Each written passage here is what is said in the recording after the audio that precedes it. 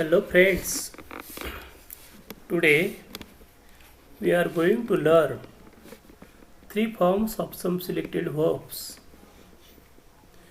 मित्रांनो, आजच्या व्हिडिओत आपण काही निवडक क्रियापदांचे 3 रूपे कसे होतात आणि त्यांचा विविध काळात उपयोग करण्यासाठी ते किती महत्त्वाचे असतात त्याचा या ठिकाणी अभ्यास करणार आहोत. चला तर मग आपण या ठिकाणी क्रियापदांची वेगवेगळी रूपं आणि त्यांच्या रूपात होणारा बदल हा कसा असतो ते आपण या ठिकाणी अभ्यासणार आहोत. Are you ready? चला तर मग तयार आहात ना तुम्ही? वही पेन घेऊन बसायचं आहे आणि जिथे तुम्हाला या ठिकाणी स्लाइड त्यामध्ये दिलेली माहिती लिहून घ्यायची असेल या PPT मध्ये, तर त्या ठिकाणी तुमच्या मोबाईलवर अँड्रॉइड मोबाईलवर असलेल्या पॉज बटनावर थांबायचं, म्हणजे तुम्हाला हे चित्र क्लिअर दिसेल, ते पूर्ण लिहून घेता येईल आणि तिथून पुढे कंटिन्यू तुम्हाला पुन्हा ऐकता येईल, समजून घेता येईल. आणि हे नुसतंच ऐकू नका आणि लिहून घेऊ नका. Please I request all of you learn it by heart because it is very important information. It will help you whole life in your education. तुमच्या जीवनामध्ये पूर्ण आयुष्यभरी शिक्षणात उपयोगी पडणारी अशा प्रकारची युजफुल इन्फॉर्मेशन आहे. So please listen carefully, write carefully and learn it by heart. Are you ready? Are you ready for it? Okay, let's get started. Friends, what is verbs? We already think about verbs, or we already learned it in parts of speech. But here is also I mentioned the definition of verbs. Verbs म्हणजे काय त्याची आपण या ठिकाणी थोडक्यात व्याख्या बघूया. Words that express an action or a state in a sentence are called verbs. थोडक्यात क्रिया दर्शविणारा किंवा वाक्यामध्ये कर्त्याची क्रिया काय चालू आहे याचा उल्लेख करणारा जो शब्द असतो, तर त्या क्रियापदाला आपण किंवा त्या शब्दाला आपण verbs किंवा मराठीमध्ये क्रियापद असं म्हणतो. How many verbs? क्रियापदे किती आहेत बरं? क्रियापद जी आहेत तर जवळजवळ क्रियापद ही जेवढी ॲक्शन वर्ड्स आहेत ती सगळी क्रियापद आहेत. तुम्ही सकाळी उठल्यापासनं तर संध्याकाळी झोपण्यापर्यंत जी काही वर्क करतात तर ती सगळी क्रियापद या ठिकाणी आपण बघणार आहोत किंवा बघतो आहोत. म्हणजे ज्यातनं क्रियेचा बोध होतो, क्रियेचा उल्लेख होतो, अशी सगळी क्रियापद आहेत. चला तर मग आपण फर्स्ट पॉईंटकडे वळूया. Some verbs are in English whose second and third forms are same. मित्रांनो, क्रियापदामध्ये असे काही क्रियापद आहेत की ज्यांचं पहिलं रूप हे, त्यानंतर दुसरं रूप आणि तिसरं रूप हे भिन्न भिन्न असतं. म्हणजे ज्या ठिकाणी पहिलं रूप, दुसरं रूप आणि तिसरं रूप याचा आपण विचार केला तर अशा प्रकारची वेगवेगळी क्रियापद दिसतील.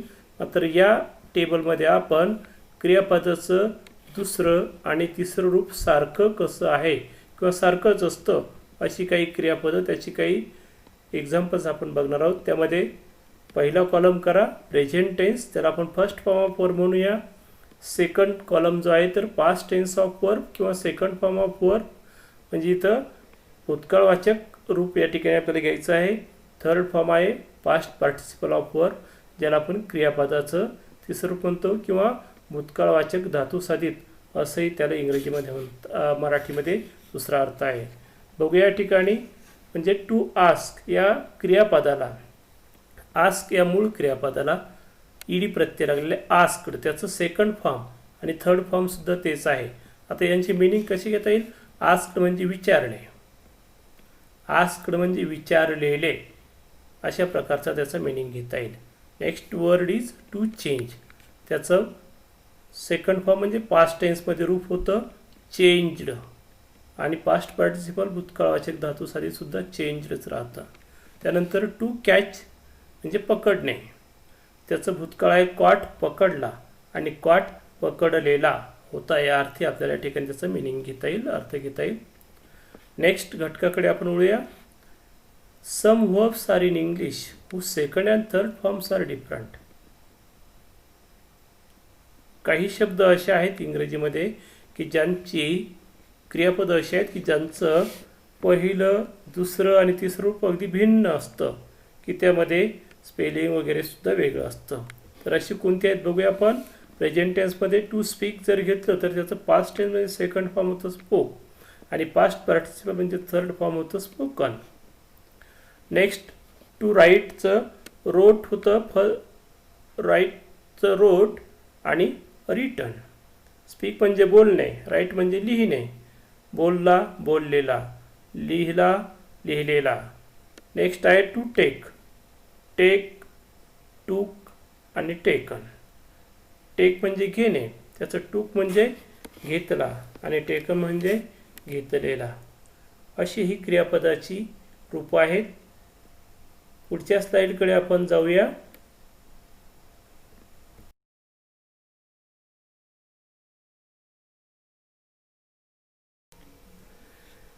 मित्रांनो, यातील पुढचा प्रकार आपण बघूया.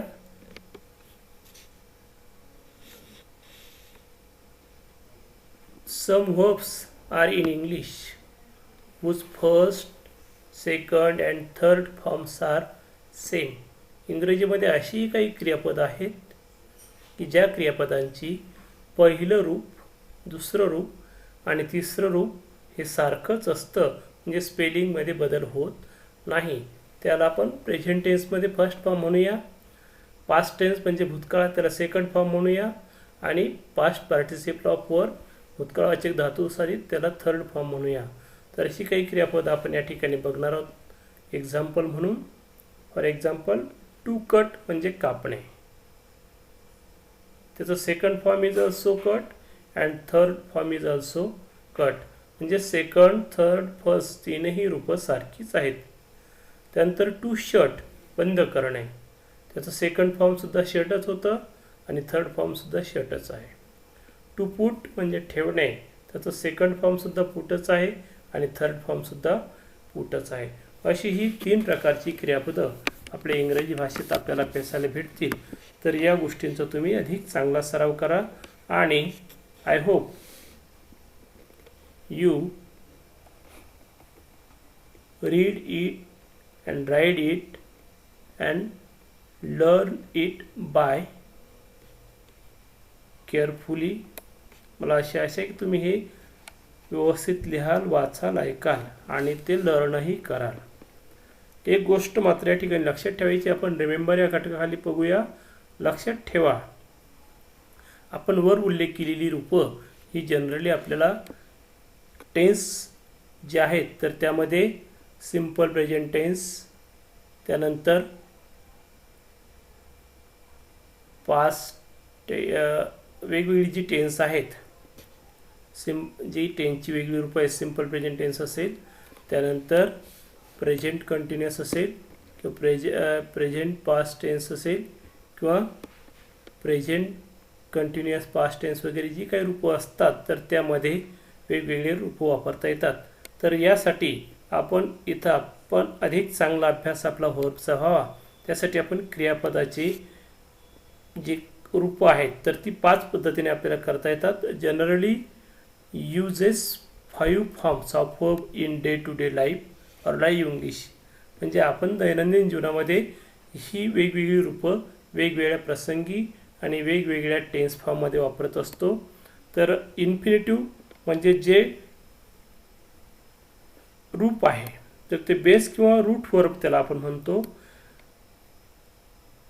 म्हणजे मूळ रूप क्रियापदाचं टू कम असं होईल. त्यानंतर त्याचा फर्स्ट फॉर्म या ठिकाणी जर आपण पाहिला तर कम म्हणजे येणे. काही पुस्तकात तुम्हाला कम हे इन्फिनिटिव्हमध्ये दिसेल, मात्र इन्फिनिटिव्ह टू सह आलेलं असतं. त्यानंतर second form came, third form come, आणि त्याचं verb plus I N G चालू काळासाठी नेहमी verb plus I N G हे रूप घेतात, म्हणजे कमिंग असं रूप या ठिकाणी आपल्याला घेता येईल. म्हणजे बघा, टू कम चा अर्थ होतो येणे. कम म्हणजे ये, के म्हणजे आला, COME थर्ड फॉर्ममध्ये कम म्हणजे आलेला, आणि कमिंग म्हणजे येत आहे. म्हणजे या ठिकाणी चालू काळ दर्शविण्यासाठी किंवा एखादी क्रिया चालू आहे असं दर्शवण्यासाठी verb plus I N G हे रूप वापरतात. एखादी क्रिया पूर्ण होऊन गेलेली आहे त्याचा उल्लेख करण्यासाठी भूतकाळात ती क्रिया पूर्ण होऊन गेलेली आहे त्याच्यासाठी थर्ड फॉर्म वापरतात. एखादी क्रिया नुकतीच घडली किंवा पूर्ण झाली ते दाखविण्यासाठी सेकंड फॉर्म म्हणजे पास्ट टेन्स वापरतात. आणि एखादी क्रिया चालू आहे वर्तमान काळ दर्शविण्यासाठी क्रियापदाचं मूळ रूप वापरतात. ते टू विरहित असतं, हे मात्र या ठिकाणी आपण लक्षात ठेवायचं आहे. आणि या ठिकाणी आपण जे दिलेले टेबल आहेत त्या टेबलमध्ये तुम्हाला जेवढी शब्द पाठ असतील, जेवढी क्रियापद माहिती असतील ते या 3 गटात कुठे बसतात ते लिहा. तुमच्या वहीमध्ये ते व्यवस्थित उतरवा. आणखी काही तुम्हाला त्या अशा प्रकारची जी क्रियापद आढळतील तर त्याचा सराव करा, कारण हे तुम्ही जेवढा प्रॅक्टिसचा या ठिकाणी उपयोग कराल, प्रॅक्टिस मेक्स मॅन परफेक्ट असं म्हणतात ना, तर या पद्धतीने तुम्हाला हा घटक पूर्ण करता येईल. आणि अधिक चांगला अभ्यास केला म्हणजे तुम्हाला व्याकरणातले हे बारकावे सहज लक्षात येतील. या ठिकाणी प्रत्येक स्लाईड व्यवस्थित अभ्यासा, समजून घ्या. आणि नाही समजली तर तुम्ही मला प्रत्यक्ष फोनवर सुद्धा किंवा आपला ग्रुप जो आहे तर त्या ग्रुपवर तुमची इन्फॉर्मेशन जरी टाकली तरी आपण त्याच्यावर पुन्हा रिपीट घेऊया. तो घटक पुन्हा समजून घेता येईल. मात्र समजून न घेता पुढे जाणं तितकंसं संयुक्त ठरणार नाही. Thank you and have a nice day.